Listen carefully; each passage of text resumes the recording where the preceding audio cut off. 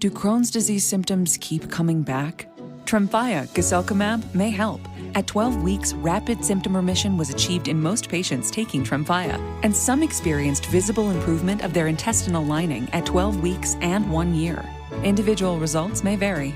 Tremfya is a prescription medicine used to treat adults with moderately to severely active Crohn's disease. Serious allergic reactions and increased risk of infections and liver problems may occur. Before treatment, your doctor should check you for infections and TB. Tell your doctor if you have an infection, flu-like symptoms, or if you need a vaccine. Explore what's possible and ask your doctor about Tremfya today. Call 1-800-526-7736 to learn more or visit tremfyaradio.com. Ever notice how ads always pop up at the worst moments? When the killer's identity is about to be revealed. During that perfect meditation flow. On Amazon Music, we believe in keeping you in the moment. That's why we've got millions of ad-free podcast episodes, so you can stay completely immersed in every story, every reveal, every breath. Download the Amazon Music app and start listening to your favorite podcasts ad-free, included with Prime.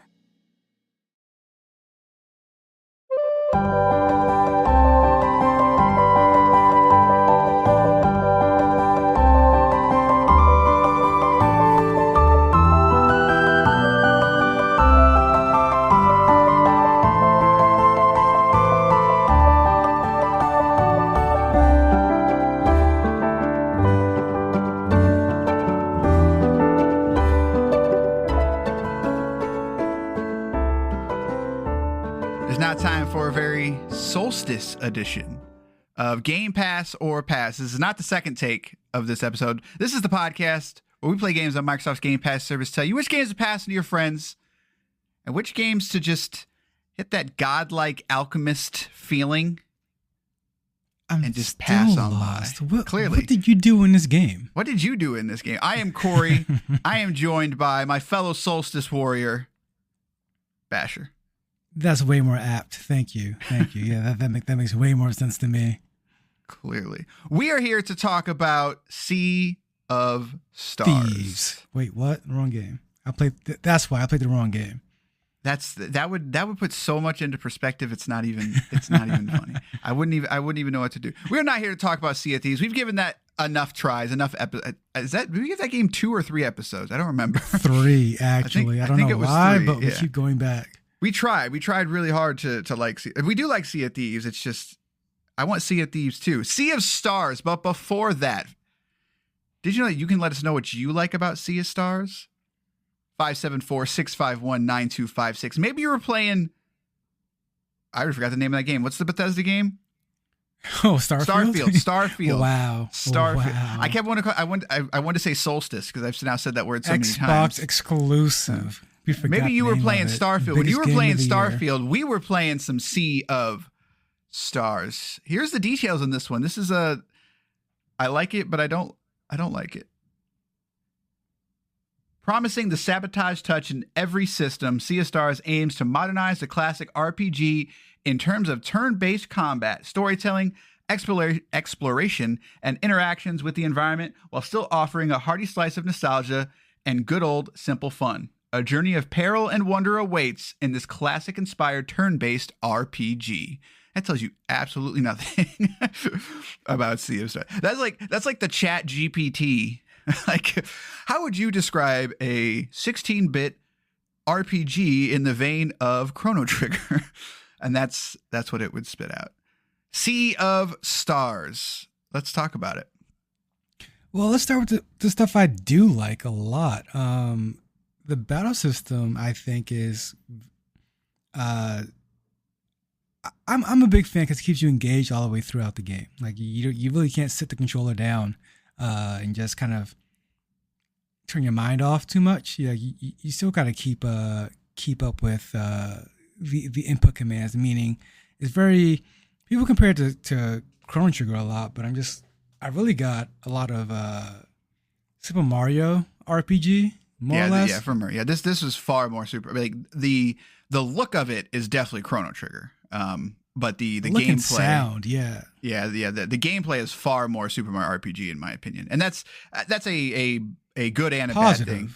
Right. Yeah, like so it's quite easy, like Super Mario RPG in my opinion as well. Like very little times will you die, and if you die, it's usually because you messed up. You know, like you're just not paying attention, or or you're just bad at it, I guess. But it's not difficult. So granted, I have not played Chrono Trigger in a very long time, so I don't remember that game being super difficult either. But I remember losing far more in that game than this game. So Yeah, I agree. And so the battle system is really good, and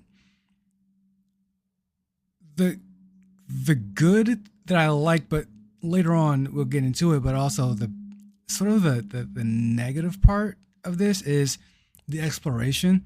I really liked, if it makes sense, how you move through the game, because again, like the game never really just lets you disengage, for better and for worse. Like even when you maneuver through just areas, you're constantly doing a little something, and to me that's a good and a bad thing, because the really good thing about it is, again, like you're always engaged with the game. So there are tons of tiny little puzzles, like move the block here, grapple over there, climb here, drop there, like not rewind time, but change the time of day here and there. Like there's really neat things. I mean, to kind of set up what you were saying, I mean, it's the plot of the game is very much, your two Solstice Warriors, or your Valerie and Zale. So I'm curious, who did you pick as your main, Valerie or Zale? Well, it says right off the bat, it doesn't matter who you pick. Right, but who did you pick? I picked the lady. I like the role play. Of course. There was something about Zale. I'm just like, he looks fine, but he looks too much like a hero. Like he's got exactly. Yeah. He's got the yellow hair. Even though Valerie's got blue hair, Zale's got like the yellow hair. He's got like the very Goku look to him, or like Kid Goku. And I was like, I don't want to be Kid Goku. But it's the story is basically, your childhood friends, and you are chosen as the warriors, and you got to go into war basically. So it kind of the reason it sort of kind of takes you from place to place is because you're adding people to your party. You've got Garl, you've got other people with you. And so as you're going to each place, to get to that place is like a little puzzle, basically. So while it's technically kind of open world near the end of the game, you can kind of go anywhere you want, but that's why it's more like Secret of Mana in that way, of like Secret of Mana does the same thing, to where it kind of the first half of the game is filtering you through each place organically, and you're doing the puzzles and stuff like that. And then you can go back there the second half of the game and sort of kind of get the stuff. It's Metroidvania in that way, of like, oh, I now have the thing where I can move the blocks. I couldn't do that before. So now I can do that. And then it kind of opens up the world a little bit more. Now, Mario RPG kind of had some of that stuff, but Mario RPG was very more straightforward than that kind of thing. It was, you didn't really go back to a lot of areas. So yeah, and and this is where I think I start to disconnect with parts of the game on my end, because I really don't want to downplay just how good this combat is. I mean, if you can go back to it for just a second, like. Yeah, we can stay on it for a while if you want. Yeah, I mean, which is what really kind of kept me going for the most part here and there, is because the combat's really neatly done, and then again, maneuvering around the world is again neatly done. Put off what you were. Go ahead. Yeah, the combat for me is, I'm not gonna lie, like the first couple hours of the game, I was just like, okay, like this is Mario RPG. This is Paper Mario with a little bit of Final Fantasy / Chrono Trigger. I can get behind that.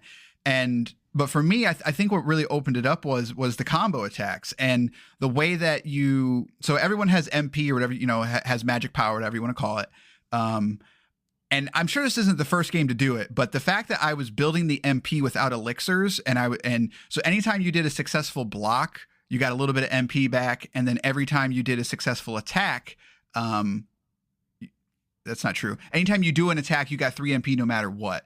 And for me, like being able to, I won't say not have to think about it, but being able to sort of always be building that MP bar up with different characters. Once you add that third character to the mix, and once you start getting more moves and all those things, like it truly does become like it's almost in between checkers and chess. Like, it's not nearly as complicated as chess is, but it's not as easy as checkers as well. But there's different things that are on the screen. I don't remember what they call them, but there's different boxes that they put on the screen that's like, this is poison damage, this is physical damage, this is X damage. And then certain enemies, when they do their attack, they do like a build-up attack, and it might be 3 turns, but they have these little boxes above them saying like, okay, if you hit me with poison, you hit me with physical, I'm not going to use this attack anymore. But then you might have instances to where there's both of your enemies are having that. So then you have to kind of pick and choose like, okay, how am I going to attack this situation? It tells you exactly on the screen what you need to do, but you have to sort of find the pieces and to make it work. And when you start doing the MP and stuff like that, it can get pretty strategical. Is that the word? Is that a word? Strategic, I think. Yeah, strategic. Yeah, same thing. And that's the part to where it really started clicking for me. Like, and then the other part is once you get more than 3 people, you can do a swap, but it doesn't cost a turn. Like, you can swap at literally any point that you are controlling a character. And that's the other part of it is it lets you play the game without kind of the baggage of it being a turn-based game, if that makes sense. Oh, I think that makes perfect sense to people who have been playing these games in general, I think, because for all the great reasons in the world, these turn-based Japanese RPGs, they're all finding different ways to get around the parts of the gameplay that just kind of sucked. Like, let's be honest, like even the franchise's biggest Final Fantasy, that they're just like, know what? No more mana. We don't need it anymore. Right. Like, just spam it. You can spam it all you want. and as much as the game kind of sucks, I mean, Final Fantasy 13, no series, like the fact that they replenish your health after every battle, on paper, not a bad idea. Like, because again, like, what's the point of just spending money on potions? Like, and time, really. It's a lot of time. Like, it's exactly. So in a way, like, this game does a lot great that just says like, let's respect your time in certain aspects. So in terms of the combat and the again, specifically moving around the world, I was a big fan, like instantly a big fan. What started to kind of disconnect me from the game, however, is that the character and the plot. So the characters for me it's one thing if characters don't do much. It's another thing if they don't do anything for a long time. And for me, that's what I kind of felt like with Sea of Stars. And I'm going to attribute it to just the way these developers make games. Because I remember having this issue with The Messenger too. These guys, the world building is great. Like the world they built itself is great. How they tell you the world bores me to death sometimes. Like, I can't, reading the text that these characters are saying, it's just really kind of boring. Like Zale and what's the other hero's name? Valerie. Yeah, Zale and Valerie. They're essentially non-characters. They just want to do they just want to beat the bad guys, save the world. That's it. Like, yeah, and there's literally nothing else. Like there's no. Well, and I would say there's nothing else, but they are the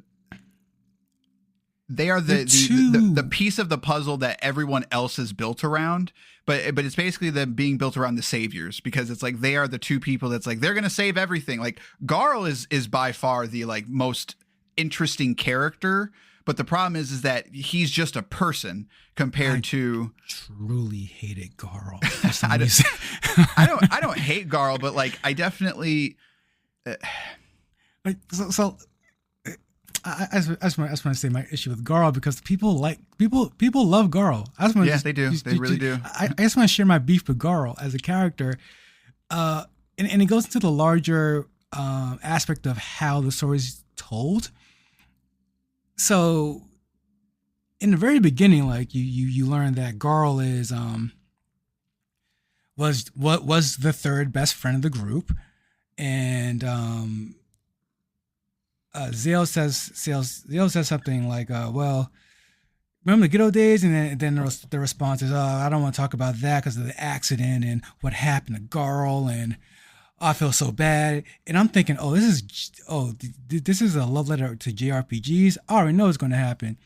Garl died in some explosion or something. He turns out to be the masked villain. Right. The melodrama up the butt. I know what's happening. What actually happened is Garl got a scratch on his eye and he's fine. There's nothing. Well, he lost his eye. Let's like. It doesn't matter. Like, right, it literally doesn't affect Not that anything. that really matters, but it's not like he's so happy. He's so happy about it. Like, it's not even a thing. Like, remember when you, like, Cory, I don't know you that well, like in person at all, but like through this, I feel like we're very good friends. I'm happy that we do this podcast together and we've been doing this for so long. If you ever made me lose an eye, I'll be very upset with you. Garl just doesn't care at all. And he's always the happiest thing ever, to the point where there's a point in the story where, like, I mean, but it's no spoiler, but like his life's on the line. And he's like, that's fine, guys. Don't worry about it. Dude, have a character. I guess it's very cheesy but he's just happy to be there. That's exactly it.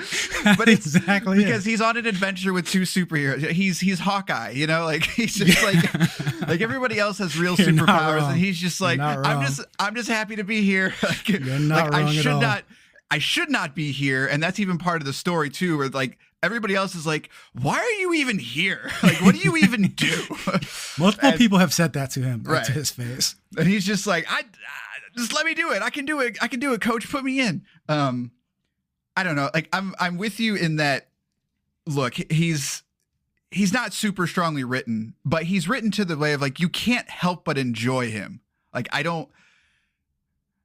Is he going to win character of the year? No, he's not. Right. But I enjoyed any time he had something to say. I cared about his throughput in the story. Like, yeah. So it's easy for them. I guess I want to say, like, that's the best thing I can say is he's on the nose, but it makes sense. I definitely find other characters far more interesting. I don't know how to pronounce her name, but it's Serai. How in your head? How did you pronounce that? Serai. Sorry, sorry. So I said Sarai. That's how I pronounced it. She's the assassin. Like, she was by far more interesting because like there's a little, there's a sort of like plot point that goes on a little bit too long with her of like, who is she really? But that kind of happens twice. And the second time, like, what I'll say is like, I did not expect some of the ups and downs of her character. But she was interesting. And then there's another character. I agree. He's kind of I guess I don't want to go too much farther because that's not really spoilers, but like we've really only talked about like the first like 6 hours of the game, and this is a 30+ hour game, so we're not getting that far into it. But there are other characters that I think were interesting, and one more in particular. And then there's another character that is kind of introduced near the end, not nearly as interesting, but still cool. But no, like, yeah, I'll agree with you. I was not worried about the game by any point, but like I was definitely like 4 or 5 hours in, and like you kind of meet the pirates and you meet Sarai, and like I'm like, okay, like, is this gonna pick up anytime soon? But it did for me. Like it took too long to get there. It took about 8 to 10 hours to really get there. But once everything started like meshing into that overall thing, like you've got all the characters, you've got all the abilities, you're getting the different powers for the overworld, you're getting all these different ways to do things. Like, I was hooked by hour 10, and I don't want to say I didn't expect to be hooked, but I was surprised. I went into Sea of Stars wanting to like Sea of Stars. So that changes perspectives a little bit, but by the end of Sea of Stars, I was surprised how much I enjoyed it. And that's, I wouldn't say that changed your perspective a little bit, just because I feel like I think we go into all these games hoping to like them a lot. Like, truly. Like, I mean, like even something like Starfield, where I feel like I made my opinion, I feel like I still wanted to like it. So I feel like that's a way we go into all these games. I do wish I got to that point where this story in the plot was rolling downhill for me. It just wasn't. It was always this slow, creeping climb of just how they tell a story. Just like it's very long winded. Yeah, and like everything's long winded. I wanted to touch on that a little bit because we were kind of having this conversation via text, and it seemed like like you said, like once the story starts rolling downhill, like when you get to the top and then it's like, okay, like stuff is about to go down and you're sort of reaching the end of the game. It's great. Like honestly, like I think we both agree that it's fantastic once it gets to that point. For you though, it seems like it took about that 20-hour mark to get there, that's too long. Like, and I see where you're coming from, but that's because the game is way more linear than it lets on. If you play this game, expect like,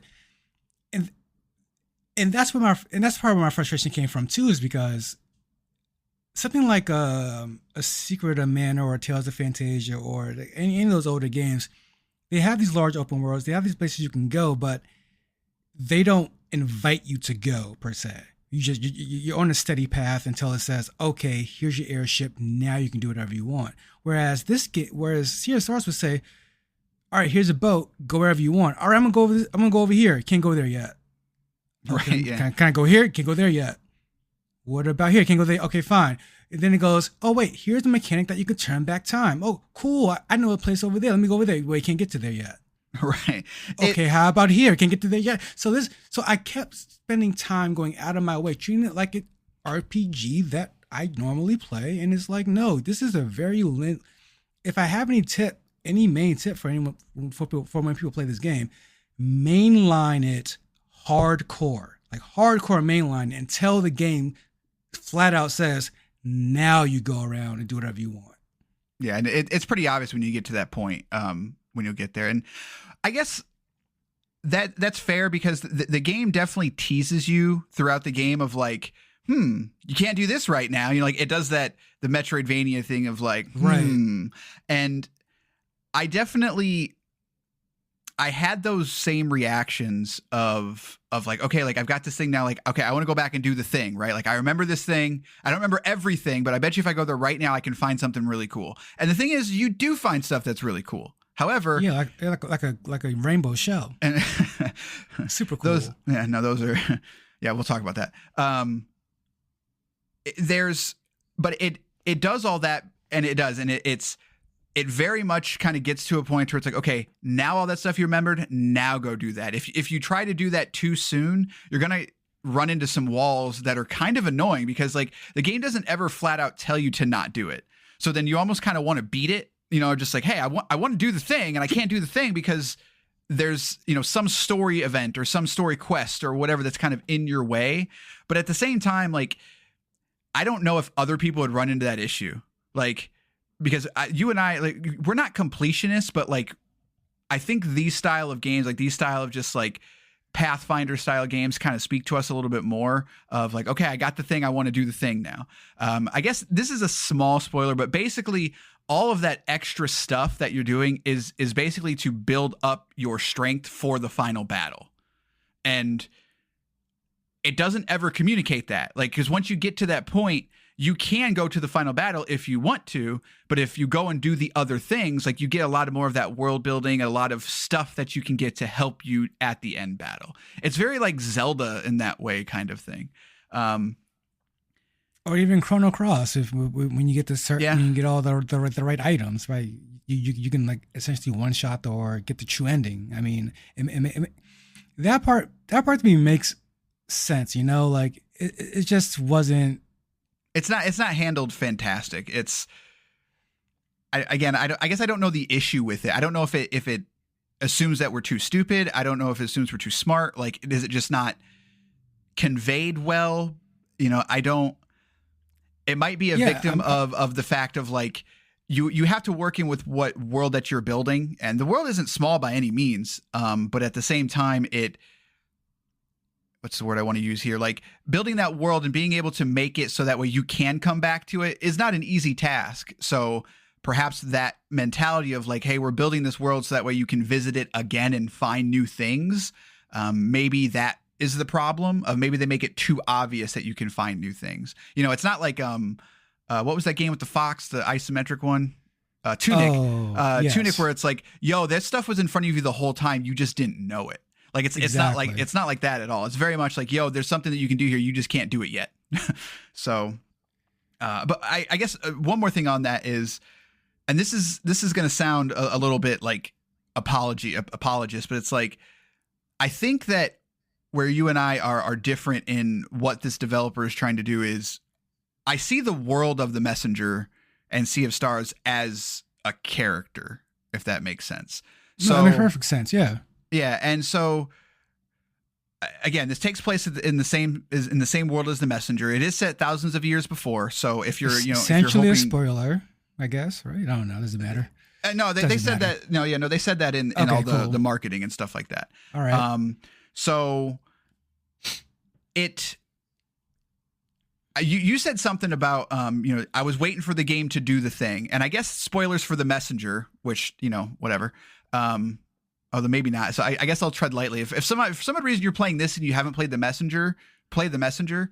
It's a completely different game type, but that's no. I want to come back to as well, but continue. Yeah, it's the Messenger it plays on what you think the game is. Like it's very much it's not quite like what's that card game I had you play? I cannot remember the name of anything today. Inscription. Yeah, like Inscription is a game like within a game kind of thing. Like it's very much like breaking the third wall and all that. That's just a genius. Yeah, that's a genius game. But the Messenger is more like it's really funny, and it sort of it takes what 8-bit and 16-bit games did, and it's a love letter to those games, while also it's giving you a whole bunch of different games and kind of cramming them into one and doing it in my opinion, a genius way of celebrating that era of games. Sea of Stars tries to do that. However, it's a different genre. It's just different. And it seemed like that you were hoping for more of that Messenger DNA of just like, I want you to make a love letter, but I want you to have a lot of fun with this and do things I'm not expecting. And it doesn't really do that. It doesn't ever do anything not expected. It's just an RPG. and that's where it started, and that's where it officially sort of lost me in terms of loving it. Again, I don't want to come off saying I'm not coming off by saying this game is anyway even close to bad. I enjoyed my time with this game. Again, the battle system is fantastic. But once I realized, oh, this is just an RPG, that's where I started to truly just kind of be like, I don't think I need to finish this one anymore, because I liked the Messenger, but I didn't love the Messenger. And if you don't even play the Messenger, I would just coming up with some random number, I would say 35% of this game you just don't even get. Like it's just, like it doesn't even make sense. Like enemies repeat, for example, and then like literally half the story, well, more than half the story is about the Messenger. Like if you don't play the Messenger, then you're losing a ton of stuff in this game. You're just playing it for the RPG aspect of it, and that's where for me, that's where the story and character really need to shine through. The characters did not do it for me. The story's there, like it's fine. Like you think it's one thing, and then it's like, oh wait, it's another thing. I mean, for anyone who's ever played Star Ocean, it's just that story. Like again, and it's told good enough, but just not good enough for me personally to be like, wow. Like, and that's only because I didn't connect so much with the Messenger. Because by the end of it, again, it's just remember the Messenger. This is how it fits to the bigger piece. And now there's a bigger piece. I'm like, I respect it. I truly do. I just do not care about the Messenger's world that much. Yeah, I would push back and say that I think you could totally not play the Messenger and have no indication at all that this is connected to another game. And I think that's part of, I don't want to say that's part of the magic, because that's not true. But what I want to say is like, that's not a bad thing in my opinion, if that makes sense. No, I feel like you're missing a good chunk of what makes the game though, because it's the whole, like literally more than half the story is connects with a different story that already happens. So like, so it doesn't wow you nearly as much as someone who knows the messenger's world in and out. Because like you said, it's a character, and I agree with that. If you don't know that character, then you're not going to go, whoa. It's like the Star Trek movie, like a reboot movie where it's like, because I'm Khan, and it's like, right. So what? Who are you? Like, and that's not to say the Khan character wasn't good in that movie, because it is. I like that character in the movie, but if you don't know who Khan is, that whole thing is like, eh. But I totally get what you're saying, but I think that's the genius of it though, is that it works in both ways. Like if you don't know who Khan is, you are now introduced to this character, and you're now going to go and you can now watch Star Trek 2 and be like, okay, like I get it now. And so, yeah, it's lost on you that first time, but you still get the other half of that, whatever you want to call it, that magic. Whether you experience it the front ways or back ways, eventually you'll get it, but you do get it in a different scenario. And Sea of Stars is, I think saying 30 to 50%, like I think that's quite high. I think it's more like 10 to 15%, because there's a lot of little nods in here, and there's a lot of things that sort of directly correlate to the messenger, but they truly do live on their own separate entities. There's definitely fan service in here though. Like there is some straight up fan service of people that love the messenger of like, hey, you know, like if you played those games, and yes, 100%, you're going to get more out of this particular moment, but it's not like you're going to get more out of the game entirely. Like you're not going to suddenly understand the game better or play the game differently because you've played the messenger. For instance, what I'll say without going into spoilers is there's music that they redo from the messenger. And one thing about the messenger that was really good was that it had an 8-bit rendition, and then it had that 16-bit Sega Genesis style soundtrack as well. And they kind of made every track in that distinct sound period from each time. And now you get to hear it from the Super Nintendo aspect of it, because this is very much a Super Nintendo sounding game and looking game. So like that's a deep cut, right? Like it's like, man, if you love this track, you now get to hear it another way, or experience other things in the messenger again another way. However, you experience it you can still experience it in Sea of Stars the first time and have a really good time with it. And now when you go to the messenger and you get to that particular part, again, you're not wrong, but I don't think it loses anything, because somebody can still have that moment. They're just not going to have it now, if that makes sense. No. Again, I would agree with that. They will have the moment, but again, I think we agreed in a roundabout way, because they can have that moment. You just have to go get it now, which is why I'm saying, like, you should play the messenger first to get it. But you can still have it in the messenger, because no matter which one you play first, like again, you'll get it a different way. But now you can sort of play it. Like the problem is, I had a movie in mind that basically does this thing. I mean, it's anytime that it's Star Wars. That's what it was. It's Star Wars. Like Star Wars again. Oh, Star Trek last time. Yeah, Star Wars, where you know they went and did the whole prequel thing, and it's like, okay, now you know who Darth Vader is. It's like, but now the current generation of people, they could watch these movies and see Darth Vader in a completely different way, but they still get the same story, if that makes sense. I don't know if the fact that if you originally watched 4, 5, and 6 of Star Wars, and then you go back and you watch 1, 2, and 3, and which, by the way, can I just quickly say, I've been tooting the horn of the prequel trilogy being actually good for about 20 years now. Oh, and I'm wrong. And I'm annoyed that finally everybody else is like, you know what? Maybe those movies weren't so bad. No. This is revisionist history. This is revisionist history because two reasons. Reddit, that Reddit prequel memes, that is a good subreddit. I'm not gonna lie, that's a very good subreddit. B, the sequel trilogy sucks so much. That's my point. That's what it is. At the time, again, I am a huge Star Wars person, but I do not hold feel Star bad for Wars you. in some light of like this is the pinnacle of cinema. I'm like no, like Star Wars is dumb and I love it, and that's why I always like the prequel trilogy. 'Cause I'm like, it doesn't take it. I want to see space wizards have sword fights. That's what I want to see. Like That's what I came exactly. So anyway, That's what I came for. Yeah. but my point is that I think that no matter which way you experience this, you're going to get something out of it, and I think that's agree with the that, magic. yeah. That's the magic of these games, in my opinion. And that's why I kind of call the world a character, because it's like I get to see this world in different ways.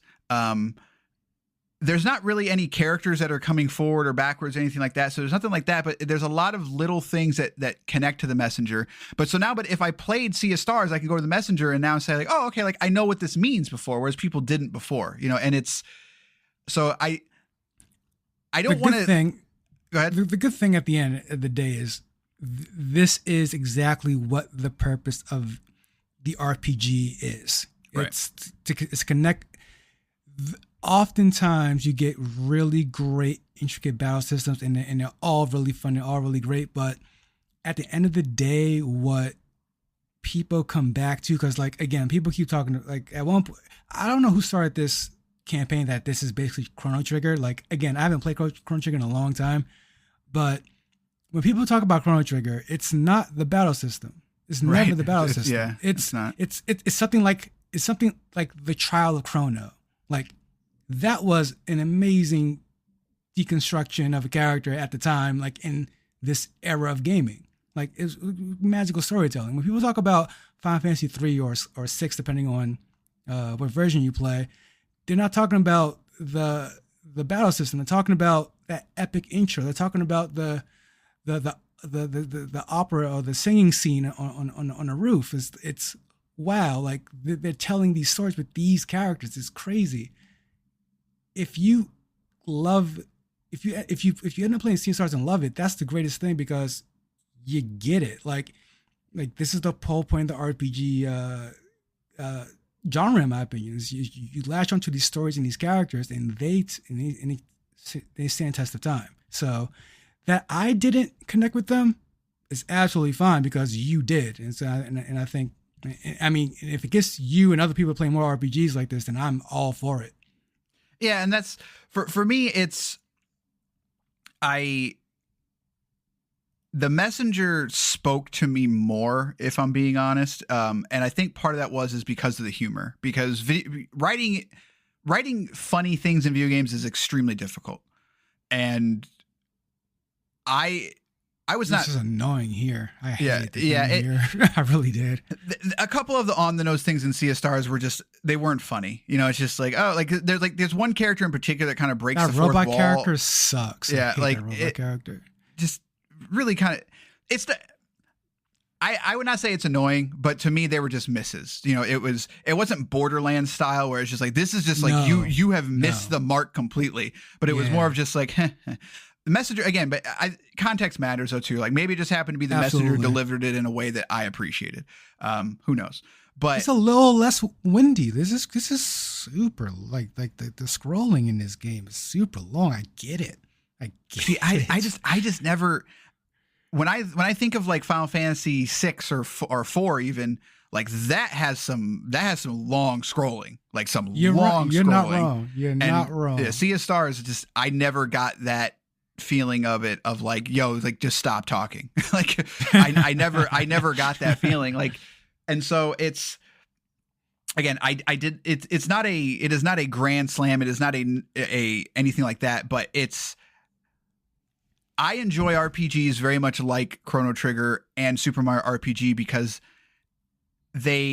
while they're not super intensive in the narrative, they respect my time, and I'm a fan of active time battling. Of I don't need to constantly mid-max my equipment. I don't need to mid-max XYZ or make sure I've got enough potions and make sure I've got enough mana. Like that's the stuff that I'm just over it. Like I did it a long time ago and I'm over it. And so that's where this game is. I think it just excelled for that. Like I was able to concentrate on everything that's good about the game. And I would call the story good. It takes a long time to get there, but I was hooked at one point and I had to see it through. And so for this game, like it checked all the boxes for me. And what I'll say is like, I did not, at one point we were kind of like talking back and forth and like, I was like, this is the greatest 8.0 that I've played in years, you know, like, and I was like, I don't think it's going to stick the landing. That's at one point where I was like 8 to 10 hours in. I was like, okay, this clearly like, this isn't going anywhere. Like in terms of, this isn't going to like take any drastic turns, and it takes a couple turns, but I don't know what moment it was or what exactly happened to where I was just like, all right, I've got to see this through now. And I did not expect that. And by the end of the game, which we'll talk about in a second, which we're not going to go into spoilers. But I was kind of just like, shocked isn't the right word, because I was not floored by anything, but I was just surprised how the risks that they took in some ways. And I respect them for that. And how the story officially closes, I was kind of like, okay, like I did not expect you guys to care about your characters and your ending to this degree. And so I think that's why it hit for me. And just, I was like, it's not a home run, but I was surprised how much I cared. And part of that might be because I've got recency bias of like Final Fantasy 16 and the way that game ends. And I'm just like, I don't care. Like you guys clearly didn't care either. You know, like the game just kind of ends and you're like, okay, like next game. And this game, I was just like, no, like if anything, it made me want to go play the Messenger again to experience it. And that's the magic of this game in terms of both these games, is they've somehow created a world. And even though the characters aren't the best, like the shopkeeper's still the best character by far in this world. But the fact that they're able to build this, the architect guy, the guy in the cloak, the librarian dude, whatever his name is, yes, the archives guy, yeah, yes. That's not the shopkeeper. The shopkeeper's in the shopkeeper. Messenger. That's right. Yes, that's right. Yeah. You're thinking of Hassan, not Hassan. Yeah, what's his name? Rashawn. That's his name. Yes. He's by far the best character in this world, and he's in the Messenger.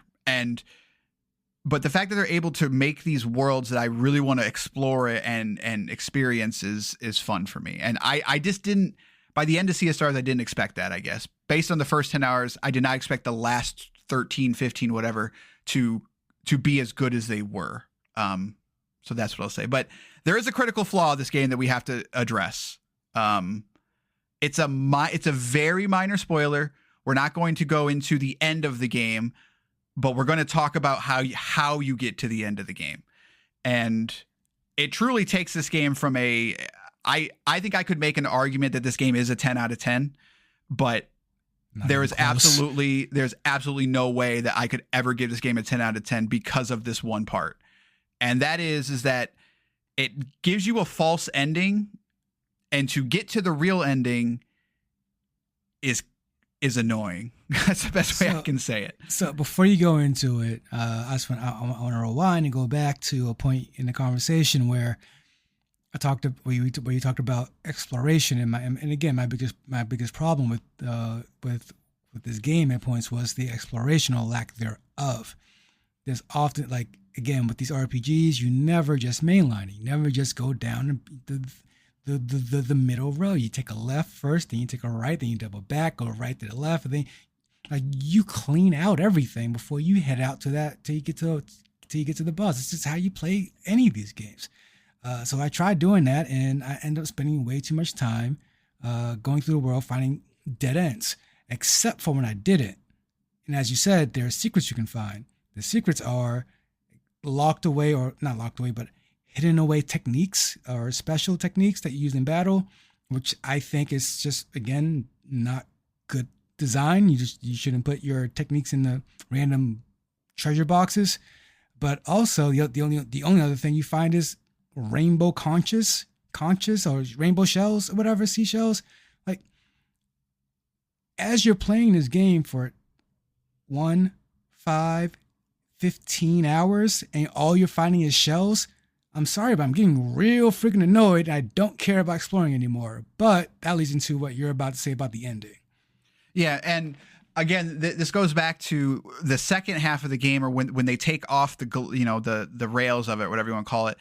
The exploration is quite good because you are finding the stuff that you want to find. You're finding weapons. You're finding entire plot lines, entire bosses, entire mysteries of this world that you do truly have to solve. Like they don't tell you where it is. You have to listen to what they're saying and figure it out. I appreciate that part. Yeah, but again, it's locked behind the last part of the game, and that's unfortunate. But what I'll say is, and maybe I'm thinking about this wrong, maybe I'm not, but like, so the game quote ends, and it sort of teases you, like saying, "Hey, you should go back to this place." I was like, okay.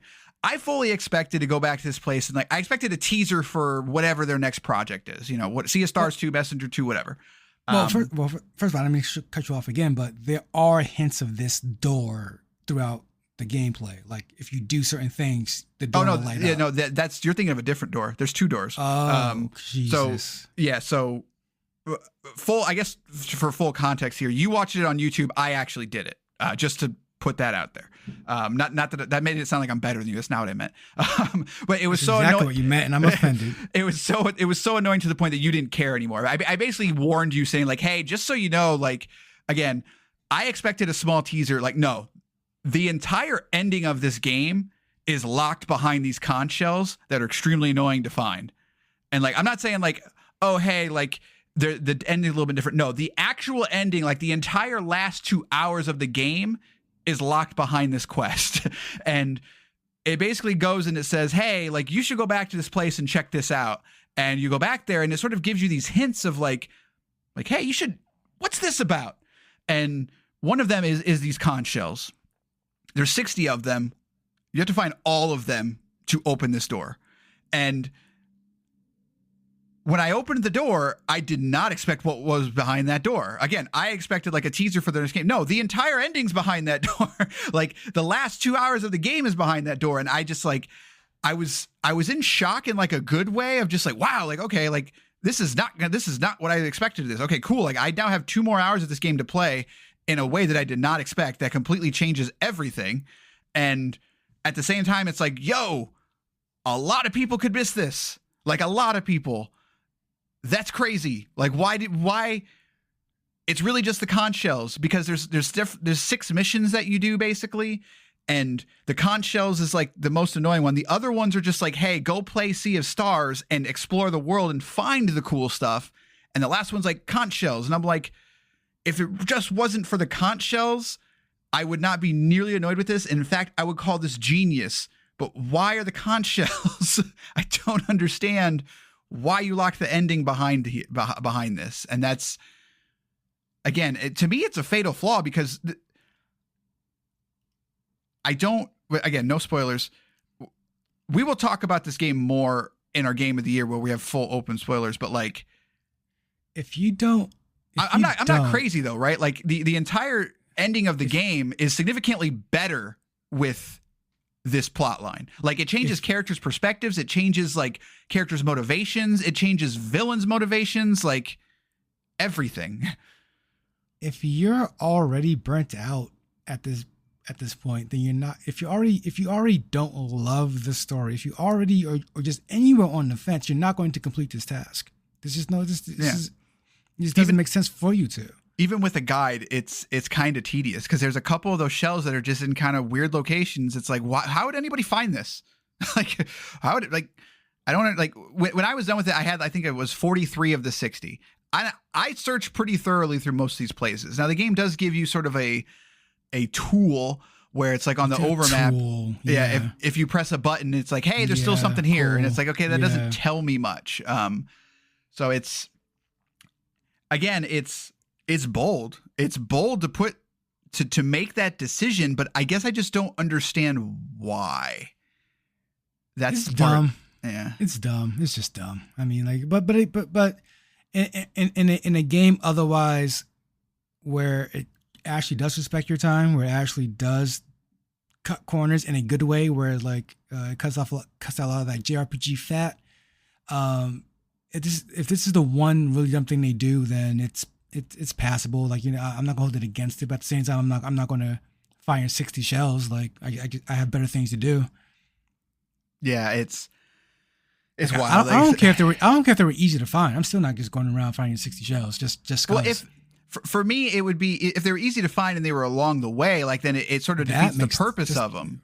Like, right. I guess so. It's like I don't understand from a design point. I would love to sit down. You know, they're not a big developer. I wonder if I could get one of them. I'm gonna ask. I'm gonna see if I can get one of them. Just like, please tell me about this. Like, I don't want to like roast you and be like, hey, I love your game, but by the way, like, I'd be interested. But it's just I don't understand the design because it's so like you said, in a game that is so focused on respecting your time and like kind of removing the boring stuff of RPGs. Why did you lock the actual ending behind one of the most tedious part of the game? It's truly weird. And at I want to know what it was like in that room of discussing this decision and this idea and how they got through it. Maybe we're wrong. Maybe they'll say there's an explanation for this that makes perfect sense, but I can't come up with one. So my conspiracy theory is that it's because of the nature of the beast. When you make these love letters to things, no matter how much you update it, no matter how much you cut the fat, no matter how much you respect the player's time, there's always things you have to put in your game that are holdovers from the love letter that you're writing that just sucks. Like, and you see it a lot in the JRPGs. Like, just you don't need to do these things anymore. And I feel like that's someone going, wouldn't it be cool if we put something in there like, I think I called it something like dodging lightning in Final Fantasy X, and it's like, no, it's not cool. Actually, don't do that. Right. It's actually incredibly annoying. Like, so, but yeah. So Sea of Stars, we've talked about it quite enough. Pass it, play it. It is quite good. It will be a front runner for me for, you know, one of my favorite games of the year. So, but this year is stacked, so it's going to be interesting. If anything, it's also inspired me more. And I knew I was going to have to play Chained Echoes just because I need to be able to defend. What? You broke up for a second in Discord, but go ahead. Oh, okay. Yeah. I said I'm gonna have to play Chained Echoes so I can defend myself when I tell you that Sea of Stars is better. I don't know that. I might. Who knows? Maybe I'll fall in love with Chained Echoes, but I got to play that one still too. So, but yeah. So I'm assuming you're on the same page. Play this game. Yeah, it's good. Play it. Just again, main tip. If you listen to any of this, mainline it the best you can. Don't go too far off the beating path, and you'll find everything you need at the end, right before that final boss. Right. In terms of the future, so Liza P came out. We're definitely going to be playing that. I'm more curious about the game than anything. Payday 3 is coming out. Did it. In a couple of days. So we're going to be talking about that. We got a couple other small games to talk about that. Like I got Quake 2. You've got a couple games that you want to get out there. Solar Ash looks interesting. I want to play that. But also they announced Gotham Knights is dropping on Game Pass, which that game's not good from what I've heard. But okay, two things about the game. I want to know, like, I just want to look at it because like people made it seem like this is this like focus tested the game, you know, just like, and so like I want to see if it's truly as egregious as people make it out to be. And B, that game flopped really hard, and like I have to know why, if that makes sense. So I'm gonna make Basher play that a little bit at least. So we're gonna talk about that. But the thing is, like, this is one of those years like Game Pass is like they're on it this year. Like we've had a lot of big games, but there's not a lot of smaller games. So like it's taking us a little bit longer to get through a lot of these games. So I think this might be a year like when December hits, I think we might just have to kind of like cut it off. Be like, okay, we just got to catch up. like we've got to cut the list off so that way we can get through everything. Because this is one of those years where like there's so many long games that when it comes time for game of the year, I want to be educated on all the games that we're talking about. So it's going to be interesting, I guess, is what I'm saying. But so that's what we're going to be talking about. Is there anything else? I sent you that list over today. Did you take a look at it of what's dropping? The thing I'm most looking forward to, honestly, is the Batman game, just because it has Red Hood in it, and I'll play something with Red Hood in it. Why not? Yeah. So Party Animals, Gotham Knights, Lamplighters League. I don't know why people are freaking out about Lamplighters League. I don't know what that is. Maybe if I saw it again, I'd remember it, but I don't remember. Party Animals is another one that people are super excited about. I feel like I'm just like out. It's pretty rare that I don't have my fingers on the pulse of the industry, but like I feel like I missed something on Party Animals and Lamplighters League. I don't know what Cocoon is either, so interesting. But like, yeah, the Payday 3. So this drop in particular seems to be pretty big, just in terms of time. So we're gonna be checking all that out. But all right, that's gonna do it for this episode. 574-651-9256. Let us know what games you're looking forward to. Let us know what you think of Sea of Stars. And as we quickly are approaching October, that's the other one. Forza's coming out this year. I'm a big Forza guy. Basher's going to have to play some Forza, I guess. I already played it. You're a jerk. You press R. You play R to go. Like have you heard the term car PG? My God, you people suck. Yeah, exactly. Leave me alone. You are even PlayStation fanboys figured out we're done with Gran Turismo. Like you Xbox guys, you vroom, your pew pews. This is all you care about. No. I'm going to be car PG-ing it up, sir. That's going to do it for the episode of Game Pass or Pass. We'll see you next time with probably Lies of P. Good day, sirs.